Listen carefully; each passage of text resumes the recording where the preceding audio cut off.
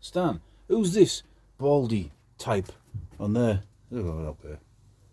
Can you see the gun? The air rifle. Springfield M1A Air Venturi. Right, okay. I'm not being what do you call it? Narcissistic watching my own videos. I'll just put that. I don't mean in the background, in the same shirt. Yeah, I'll just turn it off. I'll pause you in a minute. We're back. Yeah.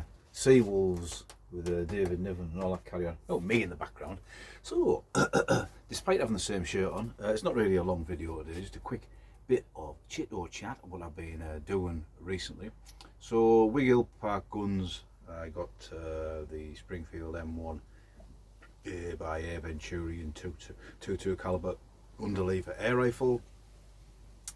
It is modelled on the Springfield M1A, which was the civilian / law enforcement rifle, which was developed from the M1 Garand.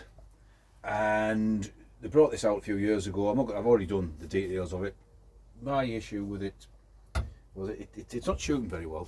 There was springing and a twanging going on with the spring, but I'll get that. I'll get round that. My mate at work is a fellow air rifle enthusiast, and he said, I'll have a look at the internals for you if you like. In the end, it proved a little bit too much for him, and he just said, I'd rather not, like, it's not my gun. If I go into it, I'd bugger it up, sort of. And in this country as well, if you watch from overseas, air rifles have to be under 12 foot-pounds by law, and most of the sort of air rifles are 11 foot-pound to keep them under the law. But I believe that there's plenty of videos out there that tell tale of someone gets stopped an air rifle, they believe it under 12 foot-pound. When it gets tested by the authorities, if they use a lighter pellet or a heavier pellet, it can be over 12 foot-pound, then you're in trouble. Ignorance is no defence in the eyes of the law. I find that a bit, obviously I don't want to break the law, but if I had bought an air rifle, brand new, second hand, whatever, from a shop, from a dealer, brand new in the box, I've never touched it, I never took it apart, and I got pulled and it was shooting over 12 foot-pound, okay, I'm in trouble, but shouldn't the seller be as well? Don't know how that works, but I get away from that. So I was going to try to age the stock on my M1A, get to it here, don't worry, and I'm a bit hesitant myself taking things like this apart because I don't understand the mechanisms. Well, when my mate said I'll have a fiddle with it, I thought, well, if he wants the internals, the bodywork, I'll give it a go, and I give it a go. And this is, he brought me back the other day. He hasn't touched it, fiddled with it, so I managed to do this to it.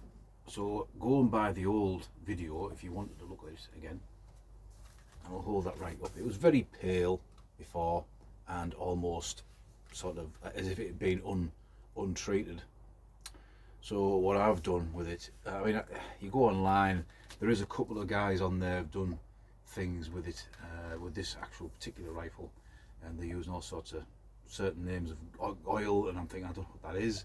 What did I do? I gave it a rough sanding down, cleaned it off, then I had a rosewood stain, probably not the right colour, don't know really, it's all I had. I had my shirt and I thought I'll put that on, apply it, wait till 24 hours to dry, give it a light sanding again, another application,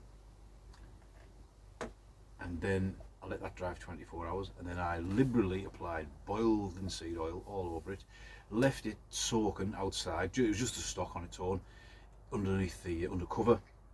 It didn't really soak in. Then I wiped it all off again, and this is like weeks later, it's still a little bit touchy tacky tack, a little bit, but not much, not too bad. I think it's come up really nice, and I don't know if I showed it in the last video. This has got a fake cock and lever for the action. As you can see, under lever. I have joined one of the airgun forums because I want to put a sling on it, and someone has already put me on to a supplier who makes a sling clip for, I'm not sure the size, that could be the issue. As you can see there, it's very close to the action, the cocking action is very close to the barrel, so getting a full ring round it would be difficult. Putting one up here, probably, would that be an idea? We'll work on that one, but I think that once that's got a sling on it, an old leather sling probably, that looks like a military rifle, doesn't it? It really does, and it is heavy, it is really heavy. I still have the issue of it shooting a bit twangy-ish. You know, I've seen things online, various forums said they shoot like that, but I don't know. I'm not slating where I got it from. I mean, he only gave me because it's second-hand, 3 months warranty on it, but I've had it apart, so that's probably that out the window. But if I'm completely and utterly honest, I bought it for the look rather than the performance.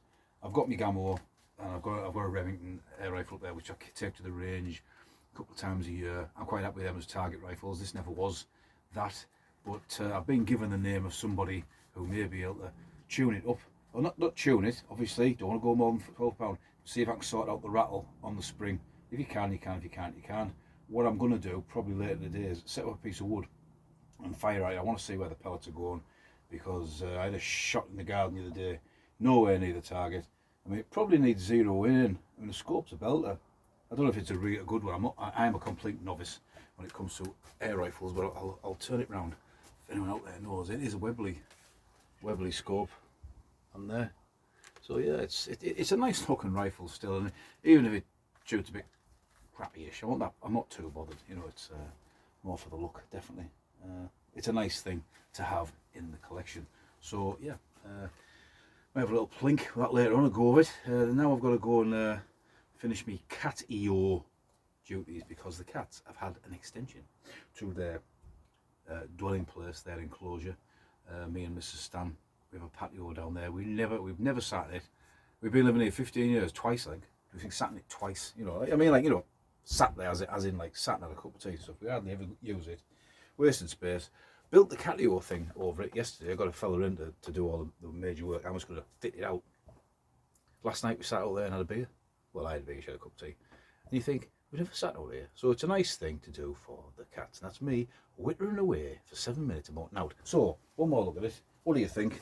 Springfield Air Venturi M1A. I think I've actually done something really good for once. And I think it looks absolutely fantastic. I can highly recommend them, but to buy if you want one. Maybe don't get one with the twangy spring though. Right, so this is Stan, and I will see ya.